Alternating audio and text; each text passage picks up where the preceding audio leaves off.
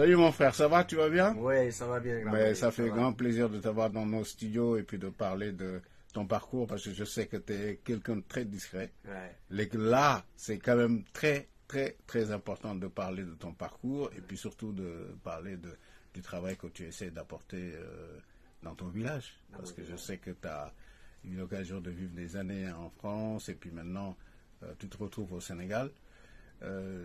S'il te plaît, est-ce que tu pourrais te présenter?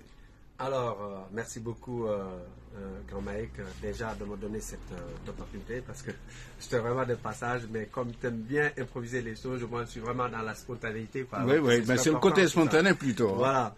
Donc, moi je suis arrivé ici en France en 2002 et puis j'habitais tout simplement à côté de chez toi. Hein. C'est comme ça qu'on s'est connus d'ailleurs. Un voisin. Donc voilà, un voisin. Donc tu es quelqu'un qui m'a beaucoup inspiré aussi dans mon parcours. Merci. Donc au début, quand je suis arrivé ici, je travaillais dans l'informatique, je suis ingénieur informaticien. Bon, j'ai travaillé à Radio France, Natixis Bank, HSBC et tout. Mais à un moment, j'ai trouvé qu'il y avait beaucoup plus de choses à faire chez moi, c'est-à-dire au Sénégal, qu'ici, quoi. Du moment que je me suis dit que j'avais déjà capitalisé une certaine expérience, il était quand même temps de retourner au Sénégal et puis de faire profiter au peuple sénégalais de cette expérience et aussi de mon entourage. Alors, c'est en ce moment que j'ai vraiment décidé de retourner au Sénégal en 2010. 2010, oui. Donc, ça fait maintenant comme, 12 ans. Ah, ça fait 12 ans, ça fait 12 ans. Beau. Mais je peux dire que quand même, depuis ces 12 ans-là, je suis à cheval entre ces deux pays-là, quoi, entre la France et le Sénégal. Non, mais c'est normal, voilà. parce que c'est quand même avant tout ici où tu as la famille. Voilà. Et puis, une fois que aussi tu as acquis une certaine expérience ici, tu peux pas aussi te couper de ce pays-là. International. Voilà. Donc, tu deviens un Mister International. Voilà, comme on dit. Moi, je suis un terrien, donc je suis quelqu'un qui aime bien bouger un tout peu partout dans ce monde, parce que je suis tellement aux aguets, je suis tellement à l'affût, donc à la recherche d'opportunités. Mais la base aujourd'hui, c'est le Sénégal, parce que je me dis que dans ce pays-là, tout est à faire et il y a énormément d'opportunités. Alors, qu'est-ce qu'il y a à faire au Sénégal? Quelle est la motivation qui t'a poussé à aller au Sénégal? Parce que tout simplement, vous savez, Grand Maïk, un pays en voie de développement, tout est à faire. Pratiquement, tu peux toucher pratiquement tous les secteurs. Oui, moi, aujourd'hui, je suis dans l'informatique. Oui. Quand je suis parti, au tout début, j'ai évolué aussi dans l'informatique parce que j'avais créé une société de services en informatique. Oui. Donc, quand tu vois que les entreprises là-bas, ils avaient besoin d'une certaine architecture, d'une certaine configuration dans ce domaine-là. Donc, moi, j'ai travaillé, j'ai accompagné aussi plusieurs entreprises dans ce secteur-là aussi. Et chemin faisant, donc, comme on dit, l'appétit vient en mangeant. Comme moi aussi, je viens d'un village de pêcheurs, Guéro, qui est sur la petite côte, qui est entre Somone et Popenguine. Donc, je me suis dit, mais pourquoi pas développer le tourisme? Parce qu'on a des terres. Pourquoi pas développer aussi la pêche? Pourquoi pas aussi développer l'agriculture? Donc, c'est vraiment un melting pot. Il y a beaucoup de choses qu'on peut faire là-bas.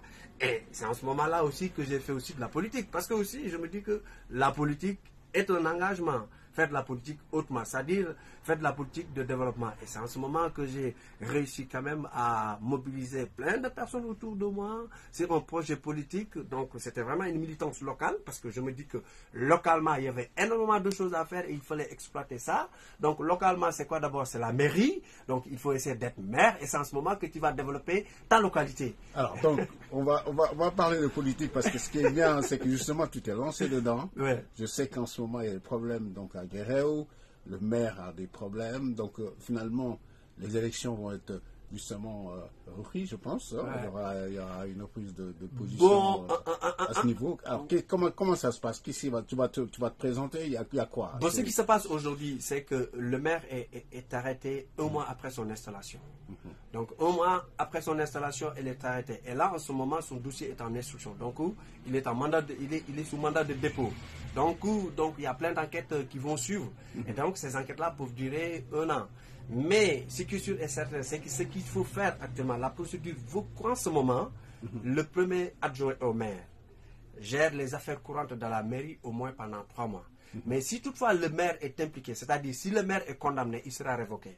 Et quand il sera révoqué, je crois que dans le code, il est prévu que le conseil municipal va se réunir pour réélire un autre maire. Évidemment, donc, moi je suis un conseiller municipal et que énormément avec toutes les idées que j'ai. Que tu as donc, déjà. Moi, ma passion d'apporter dans le village. Parce que, ça.